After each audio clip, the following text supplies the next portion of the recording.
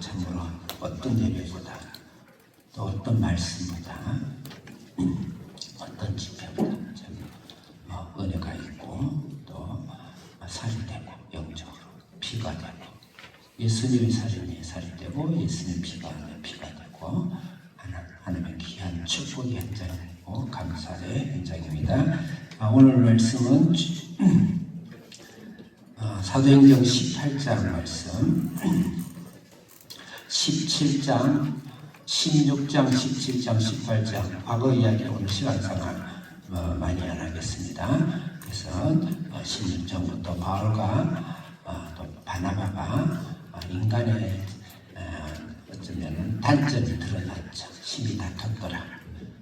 그래서 다투어서 그렇지만 하나님은 그 약점과 우리의 미련함과 약함을 하나님께서는 오히려 하나님의 선으로 활용하시고 인도하신다.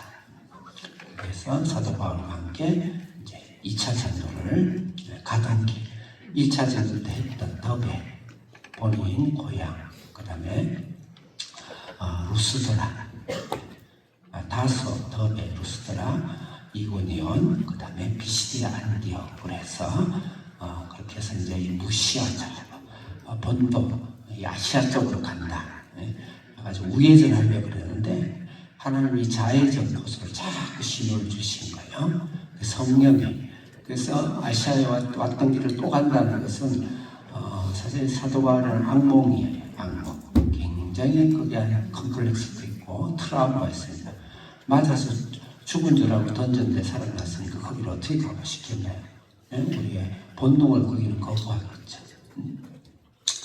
그런데 사도 바울은 일부러 역부로 그쪽으로 가는 거죠. 그건 뭐냐면 우리가 이 한비전에 자녀들을 생각해서 멀리 떠나지 못하고 지사님 바쁜 가정에도 와서 이 자녀를 위해서 같이 기도하고 예배드리고 주위에 가까운 교회를 얼마든지 대접받으면서 다닐 수가 있는데 저기 와서 같이 예배드리고 찬양하고 또 사귀며 또 새벽마다 같이 들어와서 기도하고 그 심정이 바로 사도 바울의 자기가 돌을 맞아 죽었던 그것을 다시 가는 그 심정, 그게 바로 우리 인생과 삶과 신앙의 중요한 우리가 사명이 되고 전략이 되고, 전략이 된다는 건 조금 개인적으로는 조금 너무 어려운 단어지만 그렇다는 거예요. 성경적으로. 그 다음에 성령이 강하게 우리가 처음에 믿음으로 모두 처음 돼요. 믿음을 하는 게 없어. 말씀과 하는 선한 믿음에 의욕을 갖고 계획을 세우는 거예요. 아침에 하나님이 탁탁 씹어줘서 오늘은 빨간 모자를 써라, 오늘은 흰 양말을 신어라, 그렇게 하면 상관없어요. 하나님 앞에서 믿음으로 말씀으로 하고 그리고 내 계획과 스케줄을 짜고 내 인생 스케줄을 짜고 그러면서 하나님께 열려있는 자세로 우리의 삶과 내 사업과 내 생애를 담대하게 살아가는 문을 열고 박차고 나가는 거예요. 그러면 성령이 필요할 때마다 그때마다 핸들링을 해요. 핸들을 돌려줍니다. 그때 거부하지 않고, 그러니까 우리가 항상 성경에 되어 있어요. 사도바울 3번씩이나 성령이 임하셔서 무시아시아가 아니고 한국으로 와서는 얼마나 좋았겠냐마는 반대를 꺾으셔서 마게도냐, 그 다음에 아가야, 로마를 향해서 알고 봤더니 그곳이 세상의 중심지였다. 최대 당대, 지구도 마찬가지긴 하지만 당대 경제 중심지, 정치 중심지, 학문 중심지, 철학 중심지, 더 나아가서 문화와 예술의 중심지, 과학의 중심지, 말을 다 붙여도 극찬이라도 부족한 정도의 그런 모습 같다. 그건 우리가 내 삶의 신앙의 자세는 무엇이며 또 우리가 하나님의 나라를 위해서 어떤 자세로 전략으로 살아야 될 것인가. 세상의 중심으로 들어가라. 어디서 가면 1등을 목표로 하고 꼬리가 되지 말고 머리를 목표로 하고 단 가로막간 부가 마이너스가 되지 말라는 거예요. 하나님의 영광을 위해서 플러스 하나님의 영광을 위해서 돈에서도 재물도 하나님의 책으로 주시고 명예도 책으로 주시고 지위도 책으로 주시고 지식도 책으로 주시고 학문도 책으로 주시고 모든 면에서 책으로 주시는 그 중심부에 내가 도전을 해라. 우리 한비제는 예수 잘 믿고 기도 잘하고 주님 앞에 신앙을 잘 살면 되지. 이 세상 너무 사랑하지 말고 뭐가 돈이 씌어가지고 돈 거리냐. 그렇게 설교하는 설교가 많지만 또 그게 또 틀린 말은 아니에요. 그 말은 바깥 부어를 마이너스가 되지 말라는 그런 좋은 말씀으로 받아들이면 돼요. 그렇지만 본질은 우리는 주님의 복음을 위해서 불의한 재물로 친구를 사기 위해서 불의한 재물 그것은 이 세상 것을 말이에요. 이 세상 환경과 죄의 결과로 다 녹슬어 있고 그다음 타락돼 있고 그렇지만 주님의 복음을 위해서 주님 오시면서 다시 새하늘과 새 땅을 할 때까지는 우리에겐 절대 신앙의 사명을 위해서 필요하다. 그것을 보여주는 것이 바로 성령이 강하게 인도하신 거다. 성령 받고 내 기분만 좋아지고 성령 받지 말고 나의 갈 길을 지시하시고 인도하시고 하는 그런 사명에 대한 성령을 주셨다. 그 다음에 이제 빌보로 넘어가죠. 거기서 가장 아주 중요한 키워드가 기도입니다. 기도처를 찾았다 그래요. 그 다음에 기도처를 찾고 기도를 하고 기도에 힘쓰고 그 다음에 빌보 감옥에서 기도와 찬송을 하더라. 그래서 우리가 신앙의 삶에 있어서 기도의 삶, 또 특히 우리 사역과 제 개인적으로 목회나 교회가 아주 중요한 전략과 노하우는 기도의 프로그램 아니에요. 제자사역 프로그램. 심지어는 말씀도 아닙니다. 이거는 오해하지 마세요. 그 말씀 자체로만 끝나버리게 되고 전혀 말씀은 머리가 큰데 기도하는 사람이 무릎이 없다. 그럼 그거는 전략상 미스 틀렸다는 게 아니고 미스테이크예요. 그래서 기도의 삶을 살아야 된다. 성령의 삶을 살아야 된다. 그 다음에 이제 데살로니가와 베레아를 갔어요. 쫓겨갔죠. 우리가 막 사도 바울이 매 맞고 도망다니고 우리도 같이 정신없이 막 도망다니다 보니까 그 안에 메시지를 놓치는데 거기에서는 성경 말씀입니다. 그래서 우리 신앙 안에 교회가 또 우리 신앙 삶에 성경이 제일 중요하다. 여러분 주님 안에서 이 세상에서 성공하고 싶습니까? 신앙이 성공하고 싶습니까? 신앙을 통해서 하나님께서 복음을 위하여 물질과 날 지지와 사업과 직장이 여러분 축복받고 싶으니까 말씀으로 충만하세요. 말씀이 가지고 채우라는 거죠. 그것을 지금 주시는 거예요. 그래서 말씀 강해. 베레아는 더 신사적에 대해서 말씀은 심지어는 깊이 상고하도록 연구했다. 그래서 말씀을 내가 오늘 그냥 내 마음에 맞는 와닿는 말씀만 이렇게 잡지 말고 그것도 중요해요. 말씀을 깊이 있게 문해력 있게 이해하고 연구하고 생각하고 또 때로는 암기하고 하는 것이 중요하다. 드디어 이제 고린도 아테네는 철학의 도시죠. 사도 바울이 소크라테스, 플라톤, 아리스토텔레스 그 이후에 에피쿠로스와 스토아의 그 세상의 철학과 사고와 인문과 그 당시에는 인문시대였으니까 그 중심지에서 하나도 꿀리지 않고 당당하게 그대로 호령하면서 그걸 가지고 하나님 그들의 세계관, 신관, 또 인간론, 구원론 이런 것을 말씀으로 그대로 깨닫게 철학을 해서 해석한다는 것은 엄청난 거예요. 사도 바울은 세상의 철학과 학문에 사실은 경지에 올랐다는 것이죠. 그래서 사도 바울 하는 거예요. 우리는 이 땅에 살아가는 동안 실력이면 실력, 능력이면 능력, 직업이면 직업, 또 사업이면 사업. 어느 세상 사람들한테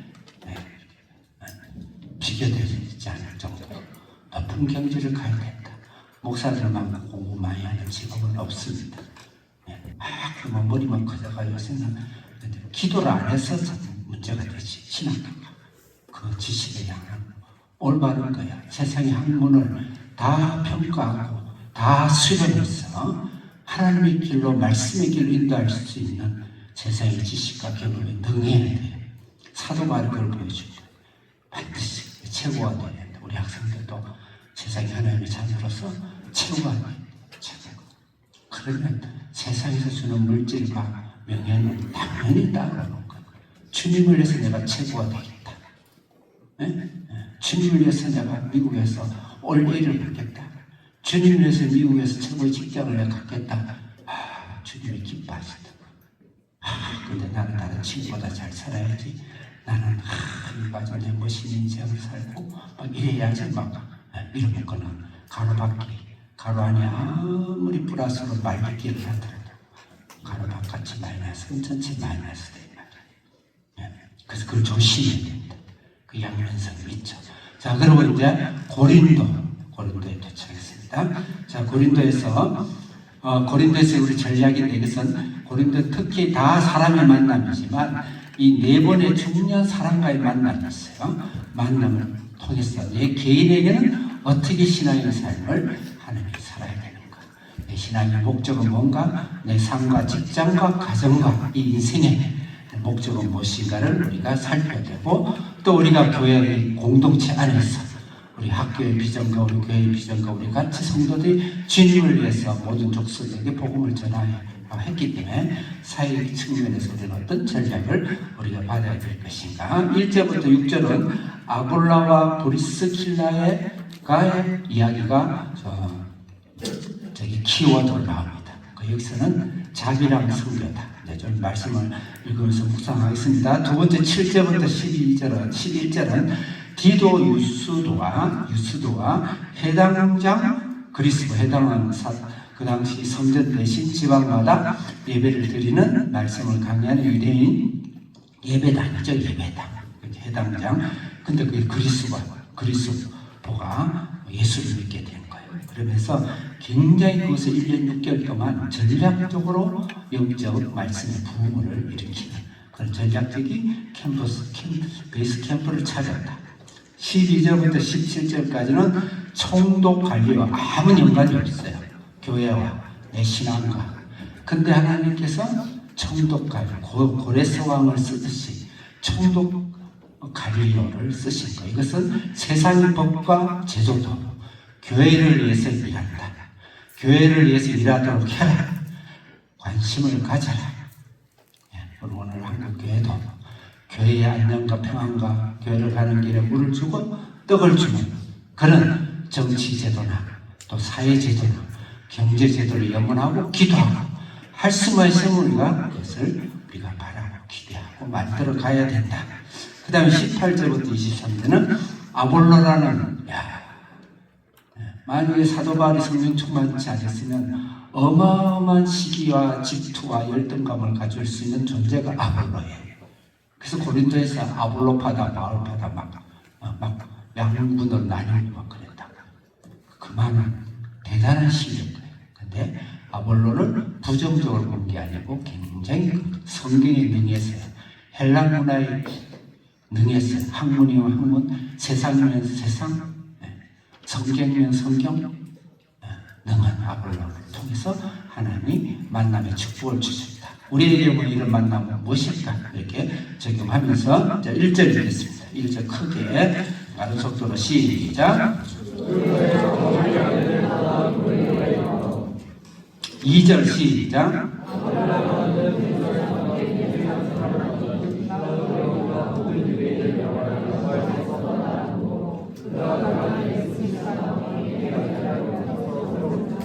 의욕을 갖고 읽어주세요. 자, 1절은 고린도, 그 다음에 2절에서 아볼라 브리스길라를 설명을 해야 오늘 하나님이 이 말씀을 주신 의미를 우리가 받아들일 수가 있어요. 1절 고린도는 어떤 도시인가? 여러분 나눠드린 설교를 보세요.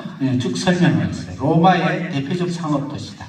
로마 다음으로 상권, 물질과 무역과 돈의 중심 도시가 바로 고린도 그 당시였어요. 그러니까 굉장히 화려했겠죠. 지금 같은 뉴욕 항이라든지 영국의 무슨 항이라든지 이렇게 했죠. 상업의 중심지입니다.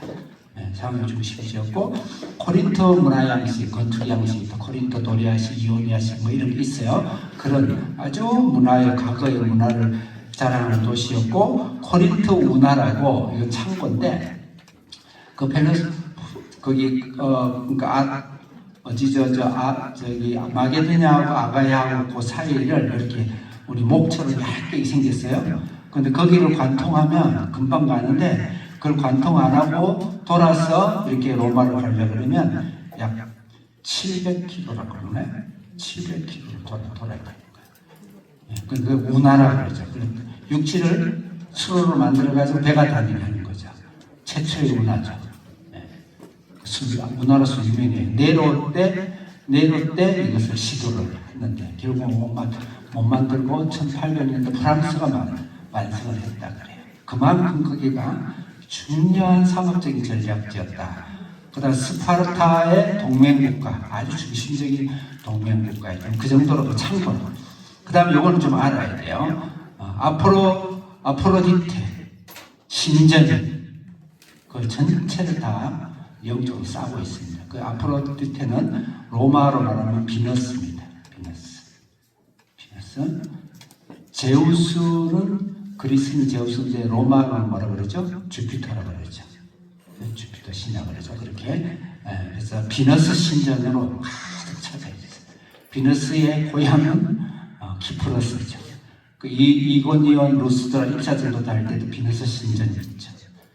그래서 그 신전, 이 신전은 완전 음행과 그 다음 방탕과 대표적인 것이죠.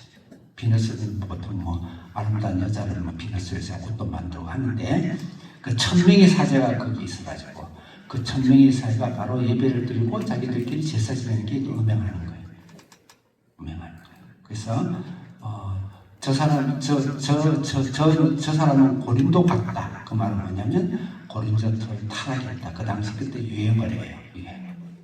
그만큼 고린도가 아주 방탕하고 우상으로 가득 차고 돈과 활락으로 가득 차고 즐거움과 쾌락으로 가득 차고 그렇지만 물질은 많고 돈은 많고 풍요한 그런 고린도. 근데 거기에 교회가 들었습니다. 그럼 사도 바울 같은 성질 같은 거는 패스, 천하도 안 보고 그냥 패스해야 되는데 오히려 역설적으로 거기에 1년 6개월 가장 오래된 시간을 거기서 아지트로 베이스 캠프를 차리고 복음을 전했다. 되게 역설적이죠. 그 고린도전서 읽어보면 짜증나잖아요. 짜증나요. 맨날 고린도서 막 뭐라 하고 막 책망하고 그래요. 그래서 목사님들이 고린도 하면 아주 우습게 생각하는데 사도 바울은 고린도 우습게 생각 안 했거든요. 그럼 나는 고린도 사람 같지 않은가를 물어야 돼요.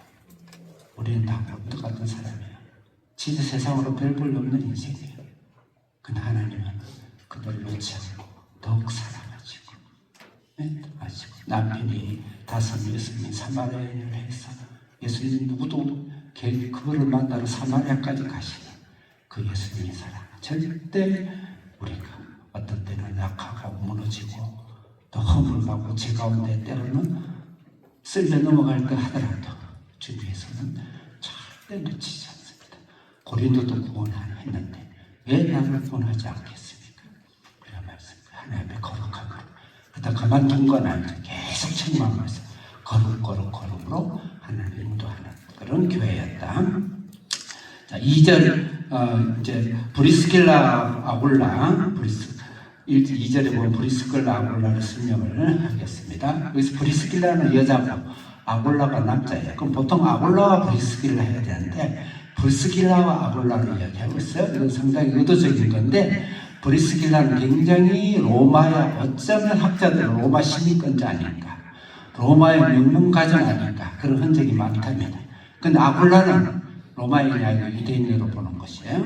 그런데 유대인들의 아주 중요한 전설적인 격언이 있는데 자녀에게 반드시 자녀가 혼자서 돈으로 경제적으로 먹고 살 수 있는 직업을 반드시 가르쳐라. 그게 유대인의 아주 부모로서 가장 중요한 사명이랍니다. 그래서 격언에 자녀에게 직업을 교육하지 않으면 그 자녀를 도둑놈 기술을 가르치는 것 같다. 그런 격언. 제가 정확한 어록을 내가 저기 표현을 못하는데 자녀에게 기술을 가르치지 않으면 자녀를 도둑질을 가르치는 것과 같다.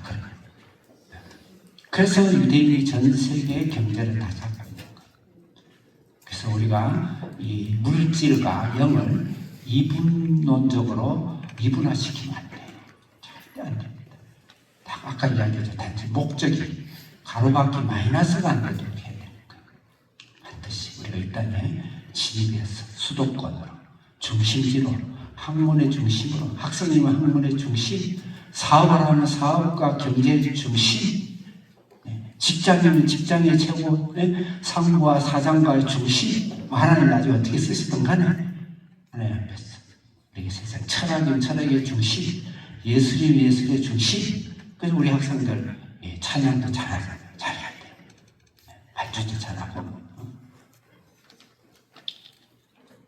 자, 그래서 브리스길라, 아굴라. 근데 아굴라는 그래서 아굴라가 아마 아굴라는 그 본도는 어디냐면은 에베소 우리 소아시아 그 위에 사도 바울이 복음 전하려고 했는데 가지 말라 했던 그곳에 이 사람은 예수를 믿었을까? 그나 나오지 않아요. 근데 분명한 것은 텐트 메이커. 텐트를 치는 그 당시엔 굉장히 트렌디한 사업이었을 거로 봐요. 군인들, 전쟁통이잖아요. 텐트 없는 데가 어디 있어요. 그리고 굉장히 물류가 활발해서 이 사람 많이 다니고 사업을 많이 다니거든요. 텐트가 굉장히 트렌드 있는 비즈니스. 그 다음에 최고의 전망 좋은 비즈니스가 아니겠는가. 이렇게 보고 돈을 많이 벌어가지고 나는 돈을 나는 많이 벌겠다. 나는 부호가 되고 싶다 해서 로마로 갔을 가능성이 있다고 봐요. 거기서 브리스길라를 만났을 거고, 근데 로마의 글라우디오 총재가 교황이 유대인을 그 당시 유대인이 가면 또 폭동을 일으켜요. 그래서 유대인을 추방하는 칙령을 발표해요. 그래서 할 수 없이 쫓겨나왔는데 아이고 잘됐다. 로마 다음은 고린도지 해서 고린도에서 부자가 되려고 고린도에 왔다 이렇게 보는 거예요. 근데 그때 사도 바울이 제일 먼저 찾아간다고 그러고 뭐냐면 아골라와 브리스길라. 여기서 어떻게 우리 해석해야 될 것인가? 그 정보를 어디에 얻었는가? 유대인들 네트워크에서 얻었겠죠. 중요한 것은 무슨 말인가? 그러고 나서 텐트 천막 치는 이야기를 해요. 그럼 여기서 우리에게 가장 중요한 것은 우리는 저처럼 목사가 200명, 300명 되는 성도들이 있다면 절대 텐트 메이커 하면 안 됩니다. 그들 돌보고 하기가 바빠요. 그거는 직무유기예요. 그렇지만 복음을 전하러 가는, 그 다음 목사가 아닌 자, 목사도 개척교회를 한다든지 한 교회에서 몇천 명씩 하는 사역이 아닌 한은 그것도 그렇게 성경에서 자랑스러운 건 아니지만 가능한 목사들은 자기가 하는 일을 직업과 직장을 가지면서 복음을 전하는 그런 사명이 사도 바울이 원했던 사명이고, 오늘 본문에서 그것을 우리에게 소중하게 가르쳐 줍니다. 그렇죠? 모든 목사가 다 그렇게 하라는 말은 아닙니다. 그래서 굉장히 가치 있는 일이고 지혜로운 일이고, 한 번 인생을 산다면 굉장히 살만한 인생 방법을 복음을 위해서 가르쳐 주고 있다. 이렇게 우리가 보는 거예요. 자, 그러면 4절 몇 절 읽을 거죠? 예? 3절 시작.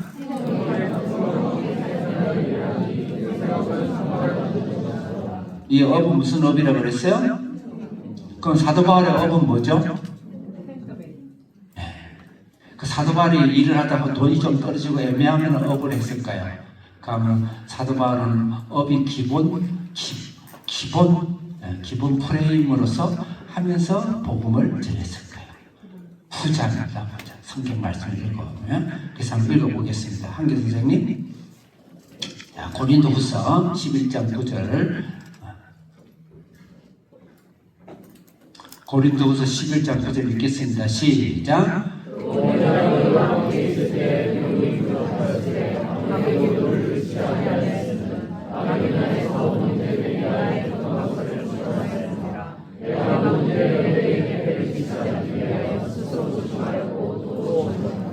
아마 마게도냐에서 고린도 자기 있을 때의 고백을 하면서 이야기하는 건데, 부족한 걸 좀 보충했을 것이다. 그래서 돈을 좀 허금을 받았을 가능성이 있어요. 그렇지만 그것은 약간에 지나치지 않았을 것이다. 그리고 여기서 나의 부족한 걸 보충했다는 것은 돈으로 직접 헌금으로 쓴 것이 아니고 시간, 텐트 메이커를 같이 일을 함으로써 돈을 버는 시간을 확보해 줌으로써 나는 복음을 더 열심히 전했을 것이다 라는 것이 문맥에 맞아요. 그렇지만 또 돈을 좀 헌금을 썼다 그럴 수도 있어요. 근데 성경 그 다음에 사도 바울의 고백들을 들어보면은 추리가 가능해요. 그 다음 말씀 읽겠습니다. 고린도전서 9장 6절 9장 왜 6절이 없어요? 9절 읽겠습니다. 시작. 그러니까 바나바와 나는 일을 했다는 거예요. 일을 안 해도 됐는데 일을 했다는 거예요. 어디를 향해서? 고린도를 향해서 그래요. 그러면 내가 먹고 살고 내가 하는 것은 나는 일을 하면서 고린도에서 복음을 전했다 그 말이죠. 12절 읽겠습니다. 시작.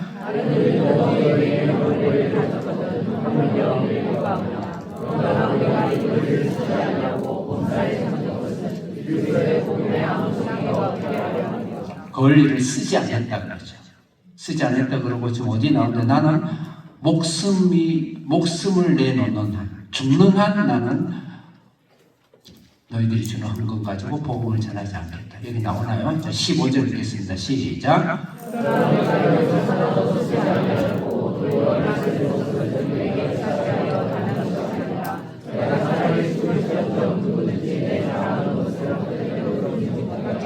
내가 이것을 하나도 쓰지 않았다.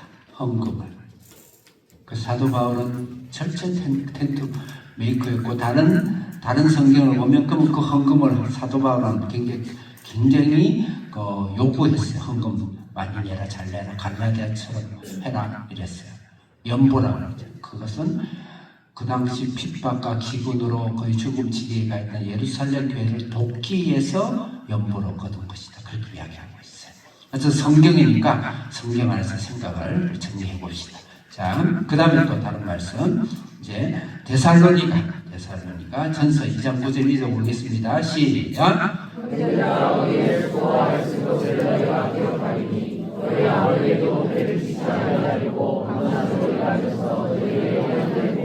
배를 끼치냐 하냐고 어떻게 일을 했어요?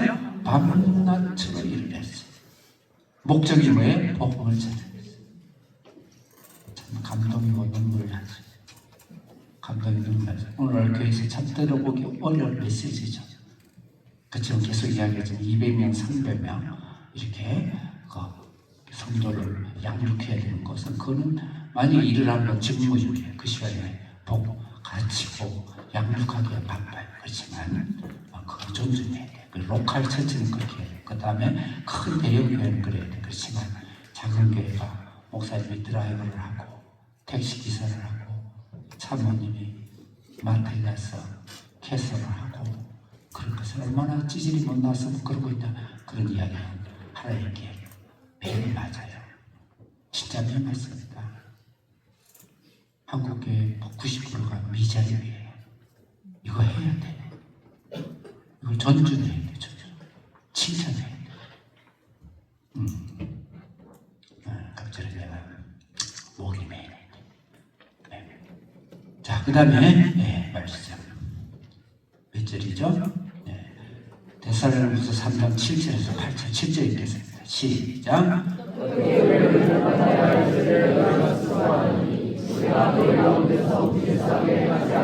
8절 시작.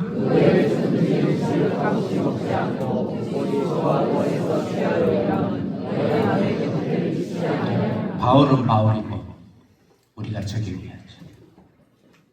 일하고 힘들다고 인생 탓하고 나는 왜 이럴까? 나는 사회에 이럴까? 나는 경제적으로 맨날 카드값 메고 이렇게 있는가? 그런 것을 시기하고 한탄을 하지 말고 주야로 애써 일하고 복음을 위해서 포기하지 말고 낙담하지 말고 그 결과가 어떻든 간에 주님 주신 축복을 부여잡고 사명을 다하고 나가야 돼. 사도 바울이 이렇게 했는데도 밤낮 헐벗고 굶주리고 배고프고 주류고 나갔어요. 그 복음을 전하려고 했어요. 그래서 우리 그런 자세로 인생을 살아야 돼. 우리 학생들도 힘들어요. 피곤해요.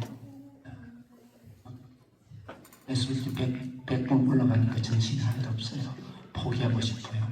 그 마음이 생기겠지.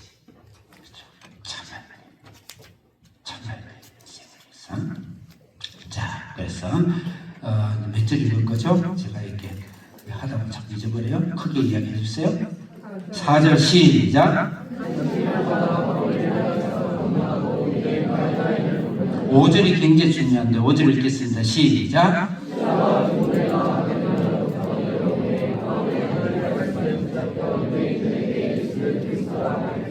실라와 바울이 마게도냐, 지금 마게도냐 바로 베레아와 지금 데살로니가 전후서 쓴 그것이에요. 거기서 이제 뒤늦게 내려왔어요. 내려왔더니 사도 바울이 힘을 내가지고 이제 말씀에 완전 또 사로잡혀가지고 말씀을 더 적극적으로 증거했더라. 왜? 배가 고픈데 먹을 것을 돈을 가져왔기 때문에 그랬느냐.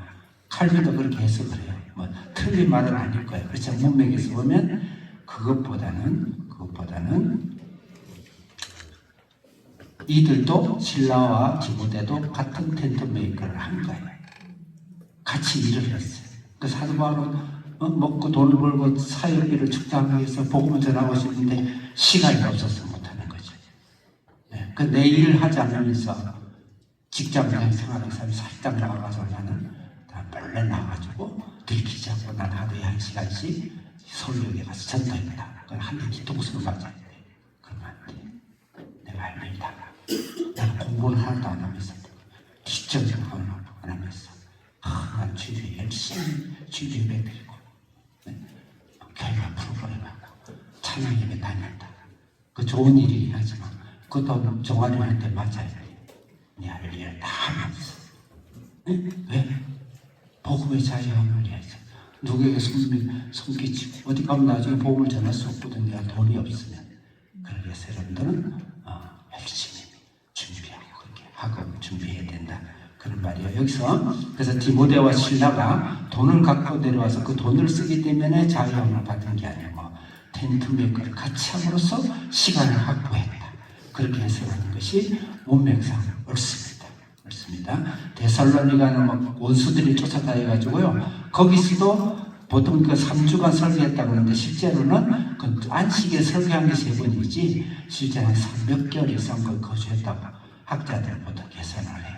거기서도 그렇게 살벌한 곳에서도 텐트 메이커, 텐트를 치고 작업을 하고 물건을 세일하고 만들고 주문받고 거부당하고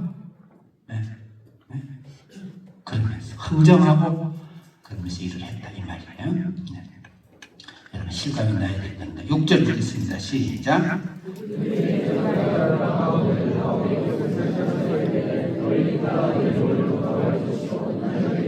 자 7절 크게 읽겠습니다. 시작.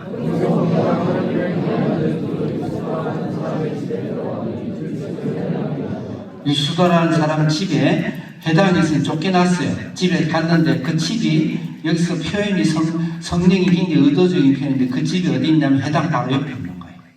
이제 마산에 가면 전 세계 그 기록에 있는데 가장 다른 종교끼리 절과 그다음에 교회와 가장 가까운 것이 어디냐면 마산에 있어요.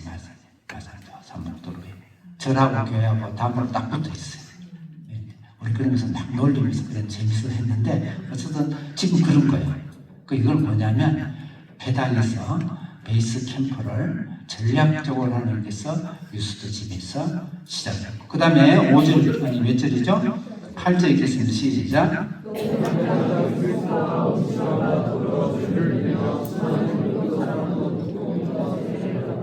그 회당은 그때 유대인이 진짜 어른인데 그 예수를 믿어버린 거예요.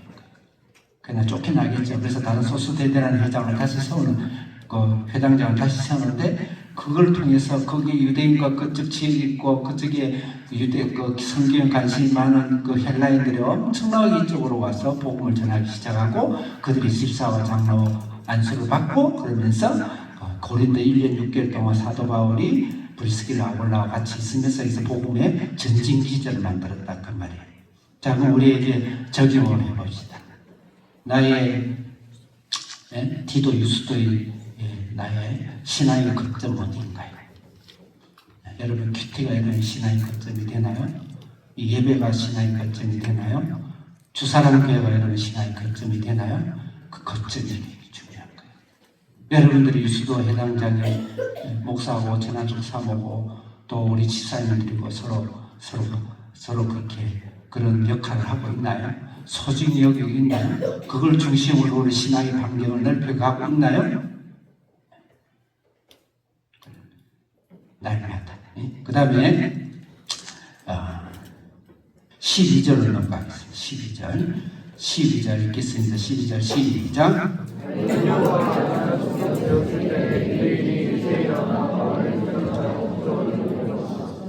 여기서 갈리오 아가야 총독인데, 이건 아가야 총독 그 당시 같으면 우리나라 일제 압박했을 때 우리나라 총독도 왔죠. 그러듯이 그런 자예요. 그런 자인데 이 자는 정치에 굉장한 대단한 사람입니다. 그럼 이게 무슨 말인가? 그건 이 사람 예수 믿는 사람 아니에요. 근데 유대인들이 정치적으로 걸고 로마 황제의 명예를 어긋했다, 로마 황제 반역한다, 이런 정치적인 그런 명분을 끌어들인 거예요. 끌어들여가지고 총독 아가야한테 가서 재판을 받은 거예요. 로마의 재판은 현대 재판에 거의 버금갑니다. 그 총독이 재판을 하죠. 총독 재판 갔는데 그 재판을 기각을 시키고 무슨 쓸데없는 소리 하냐 그 말이에요. 몇 절, 9절을 읽어봅시다. 시작. 몇 절 읽을까요? 12절 읽었죠. 14절 읽겠습니다. 시작.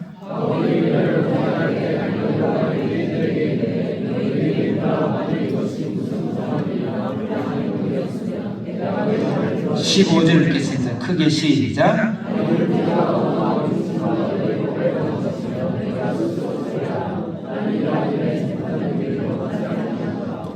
로마는 법치제도, 법이 시퍼렇게 살아있고 모든 법은 로마 법을 사실 모범을 따라요.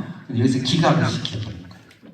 이게 어떤 의미가 있는가? 이 총독 가이오가 어떤 사람이냐면 네로 황제의 스승인 세네카라는 스토아의 대표적인 철학자가 있어요. 그건 거의 뭐 스승이에요. 그러니까 그 정치력이 굉장하죠. 그의 형제로 봐요. 많은 학자들이. 그래서 이렇게 지금 총독이 되고요. 중요한 지역에. 굉장히 파워가 대단하죠. 이 사람 말 한마디에 표준이 되죠.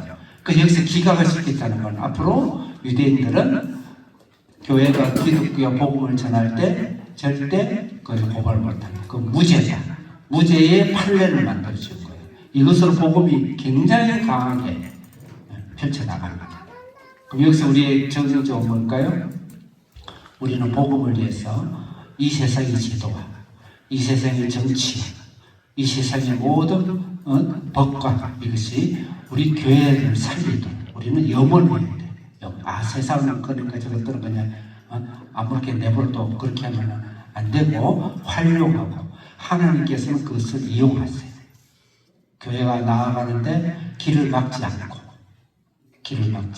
떡을 나눠주지 않지만 떡을 팔고 물을 파는 요사 또 출애굽처럼 그런 하나님의 길대로 우리는 사회적으로 우리는 기도하고 대한민국 그래도 법치주의와 헌법을 통해서 신앙의 자유를 주는 그것 때문에 대한민국이 이렇게 예전에 군사정부에서 교회를 약간 핍박하는 흔적이 있었어요. 그때 우리 김종원 목사님이 옥중에서 전 세계에 SOS를 던졌습니다. 그랬을 때 그 문득 우리가 그걸 가르침을 받았죠. 그렇듯이 하나님께서 우리 교회와 여러분 신앙과 또 우리 학생들이 미국을 들어가려고 하는데 지금 미국에서요 한국에 대해서 지금 2,000명씩 돌아온다니까. 하나님 우리 자녀들이 전 세계에 나가도록 법과 제도와 하는 형편들을 풀어주시고 열어주시고 전 세계 어디에 복음을 해서 하나님 우리를 귀하게 쓰시는 하나님의 축복들이 우리 속에 있어야 되겠다. 마지막으로 아볼로 이야기입니다. 18절 읽겠습니다. 시작.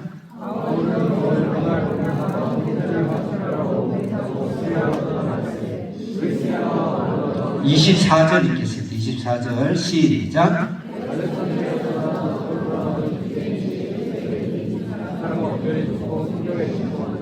알렉산드리아는 학문의 도시예요. 철학의 도시고 신화의 도시인데 그 당시에 알렉산드리아 도서관에 책이 40만 권이 돼요. 역사가 40만. 이때 그런데 2000년 전인데 어마어마한 학문이 도시인데 여기서 능통한 자다. 학문이 능통하고 실력이 능통하고 그런 자가 지금 사도 바울을 대신해서 이곳에서 복음을 물론 나중에 성령 세례를 받아요. 심지어는 아가야를 하나님 브리스길라 아볼라가 가르쳐가지고 사역자로 보냅니다. 고린도에 가서 담임 목사를 해요. 그래서 고린도에 그 원래에서 사도 바울이 세웠던 그 교회에 비석이 나왔는데 그 비석에 역대 담임 목사의 이름이 서열로 1대부터 쫙 나와 있대요. 그 우리 고린도교회 담임 목사 1대 누군지 아세요? 좀 놀래야 돼요. 사도 바울. 2대 아볼로, 3대 신라 이렇게 나와 있대요. 네. 그 아볼로는 절대 세상의 철학과 실력에 지지 않고 다 제압했다고 그랬어요.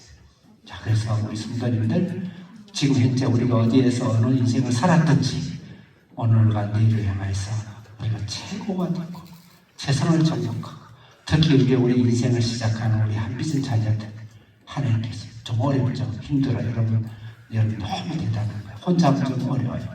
여러분들이 서울대를 가든 연대를 가든 하버드를 가든 전 세계 어디를 가든 전 세계 당대에 어디 가도 우리가 굴리지 않고 지지 않는 주님의 복음을 위해서 하는 신뢰를 양성하고 지금 너무너무 잘하고 있고 그래서 성도님 너무 잘하고 있습니다. 그런 비전을 갖고 주님 앞에 달려가기를 달려가도록 하겠습니다. 주여 주여 세 번 외치고 하나님 우리가 하나님 앞에서 사도 바울처럼 아볼로처럼 브리스길라와 아볼로처럼 하나님의 복음을 위해서 이 세상에 주시는 것을 가지고 하나님의 만남을 찾고 수없는 자들을 만난 가운데 수없는 자를 살리는 하나님의 귀한 우리 인생이 되고 사업이 되고 직장이 되고 실력이 되고 학교가 되고 가정이 되도록 주여 한번 외치고 기도하겠습니다. 주여 살아계신 하나님 아버지 브리스길라 아볼로처럼 이 세상에서 경제와 문화와 세상을 우리가 정복하게 해주시고 우리의 가정과 우리의 직장과 직업과 우리 인생 속에 우리 어디를 가든지 그것을 정복할 수 있고 비전을 갈 수 있게 해주시며 또 해당장과 그들을 통해서 종교와 아버지 여러 가지들이 하나님 우리를 세울 수 있고 또 아버지 아볼로처럼 세상에 능하고 학문에 능하고 어디를 가든 예수 그리스도의 십자와 성경을 가르치고 성경으로 아버지는 복음을 증거할 수 있는 실력의 실력을 가하는 우리 한비전 자녀들 될 수 있도록 오늘 성령께서 역사하시고 함께 하시고 우리의 가는 길에 우리의 삶과 가정과 자녀와 직장과 사업과 학문과 학교와 우리의 삶이 세상 어느 누구보다도 하나님의 영광을 위해서 꼬리가 되지 않고 머리가 될 수 있는 축복과 역사하심을 다하여 주시옵소서. 예수님의 이름으로 기도드립니다. 아멘. 찬송가 전에 예수님의 약속과 명령에 의지해서 성부와 성자와 성령의 이름으로 성찬식을 선포합니다. 성찬은 예수 그리스도를 기억하며 그가 다시 오실 때까지 십자가와 부활을 기억하는 예식이십니다. 우리로 죄를 이기게 하시고 모든 고난에서 더욱 굳세게 하시고 평안과 확신을 더해 주십니다. 입교자와 세례 받으신 분은 성찬에 참여할 수 있습니다. 기도드리겠습니다. 하나님 아버지 저희가 준비한 떡과 잔에 성령님을 보내시고 충만케 해 주옵소서. 우리가 먹고 마시는 것이 단지 떡과 포도주에 불과하지만 우리 안에 살아계시고 역사하시고 성령으로 운행하시는 예수님의 구속에 은혜고 하나님의 사랑의 역사이게 하옵소서. 모든 참여하는 이에게 성령이 찾으시고 성령이 임해주시고 역사하시고 주님의 뜨거운 사랑이 새로워지게 하옵소서. 다시 오실 하나님의 천국의 잔치 기쁨과 소망으로 가득 채워 주시옵소서. 예수님의 이름으로 기도드립니다. 아멘.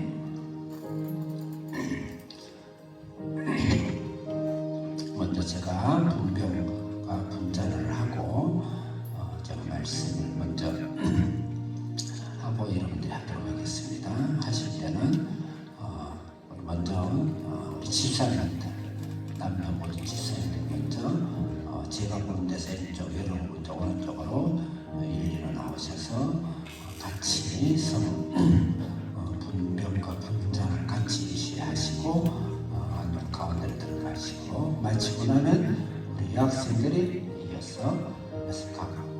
못하면 남학생들이 예습하고 그렇게 하도록 하겠습니다. 그래서 분명과 떡을 나누고 잔을 나누기 시작했습니다. 떡은 분명. 고린도전서 11장 23, 24절. 예수께서 잡히시던 밤에 떡을 같이 쌓아 축사하시고 떼어 이르시되 이것은 내 몸이니 이것을 행하여 나를 기념하라 하시고, 분장 25절에서 26절. 식후에 또한 그와 같이 잔을 가지시고 이르시되 이 잔은 내 피로 세운 새 언약이니 이것을 행하여 마실 때마다 나를 기념하라 하셨으니 너희가 이 떡을 먹으며 이 잔을 마실 때마다 주의 죽으심을 그가 오실 때까지 전하는 것입니다. 아멘.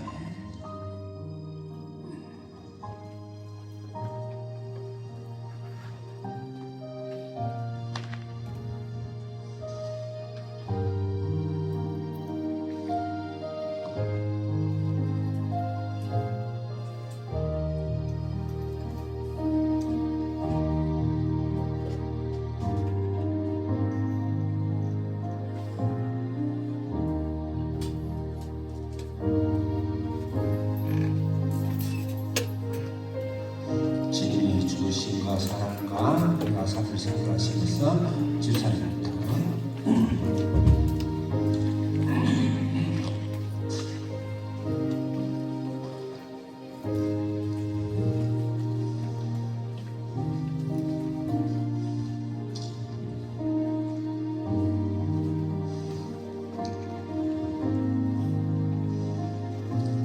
우리의 전한 것을 누가 믿었느냐? 여호와의 발이 네게 나타났느냐? 그는 주 앞에서 자라나기를 연한 순 같고 마른 땅에서 나온 줄기 같아서 고운 모양도 없고 풍채도 없은즉 우리 보기에 흠모할 만한 아름다운 것이 없도다. 그는 멸시를 받아서 사람에게 실어버린 바 되었으며 강고를 많이 겪었으며 질고를 앓는 자라. 마치 사람들에게 얼굴을 가리우고 보지 않음을 받은 자 같이 멸시를 당하였고 우리도 그를 귀히 여기지 아니하였도다. 그는 실로 우리의 질고를 지고 우리의 슬픔을 당하였거늘 우리는 생각하기를 그는 징벌을 받아서 하나님에게 맞고 고난을 당하였다 하였노라. 그러나 그가 찔림은 우리의 허물을 인하며 그가 상함은 우리가 죄악을 인하며 그가 징계를 받음으로 우리가 평안을 누리고 그가 채찍에 맞음으로 우리가 나음을 입었도다.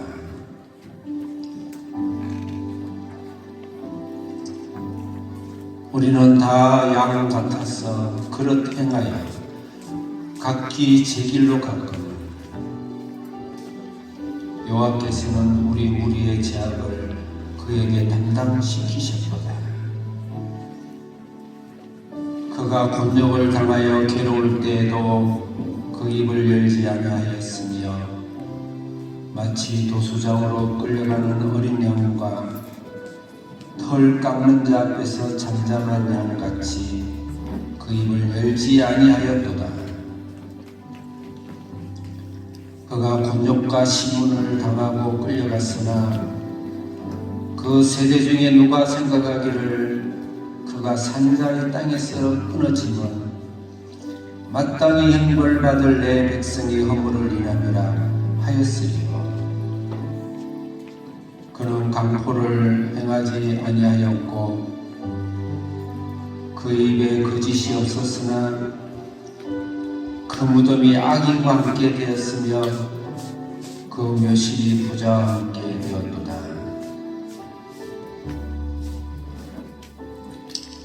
여호와께서 그로 상함을 받게 하시기를 원하사 질고를 당케 하였은즉 그 그 영혼을 속건제물로 드리기에 이르면 그가 그 씨를 보게 되면 그 날을 길 것이요 또 그의 손으로 여호와의 뜻을 성취하리로다.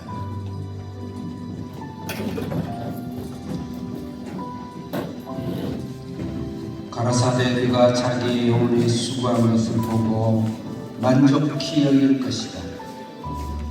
나의 어려운 종이 자기 지식으로 많은 사람을 의롭게 하며 또 그들의 죄악을 친히 담당하리라. 이러므로 내가 그로 존귀한 자와 함께 분깃을 얻게 하며 강한 자와 함께 탈취한 것을 나누게 하리니 이는 그가 자기 영혼을 버려 사망에 이르게 하며 범죄자 중 하나로 헤아림을 입었습니다. 그러나 실상은 그가 많은 사람의 죄를 지며 범죄자를 위하여 기도하였느니라 하시니라.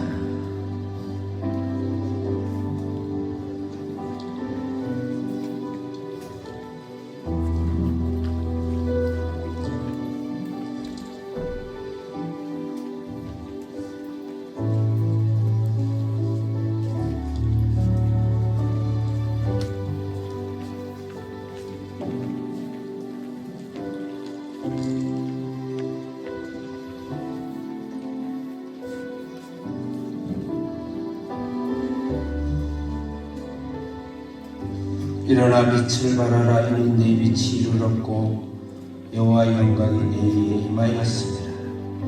보라, 어둠이 땅을 덮을 것이며 캄캄함이 만민을 가리우려니와 오직 여호와께서 내 위에 임할 것이며 그 영광이 내 위에 나타나리니 열방은 내 빛으로 멸함은 내 비치는 내 강명으로 나아오리라.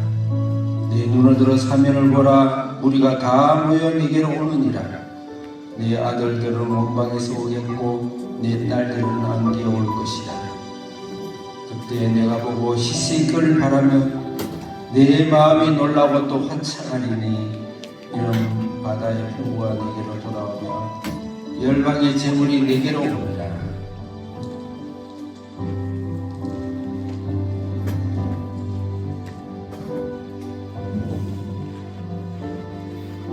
예수께서 이르시되 나는 생명의 떡이니 내게 오는 자는 결코 줄이지 아니할 것이 나를 믿는 자는 영원히 목마르지 아니하리라. 나는 하늘에서 내려온 살아있는 떡이니 사람이 떡을 먹으면 영생하리라. 내가 줄 떡은 곧 세상의 생명을 위한 삶이니라 하시니라. 내 살을 먹고 내 피를 마시는 자는 영생을 가졌고 마지막 날에 내가 그를 살리리니 내 삶은 참된 양식이요 내 피는 참된 음료로다. 내 살을 먹고 내 피를 마시는 자는 내 안에 거하고 나도 그 안에 거하리니 살아계신 아버지께서 나를 보내시니 내가 아버지로 말미암아 사는 것 같이 나를 먹는 그 사람도 나로 말미암아 살리라. 새 계명을 너희에게 주노라. 서로 사랑하여 사랑하라. 내가 너희를 사랑한 것 같이 너희도 서로 사랑하라. 너희가 서로 사랑하며 이로써 모든 사람이 너희가 내 제자인 줄 알리라.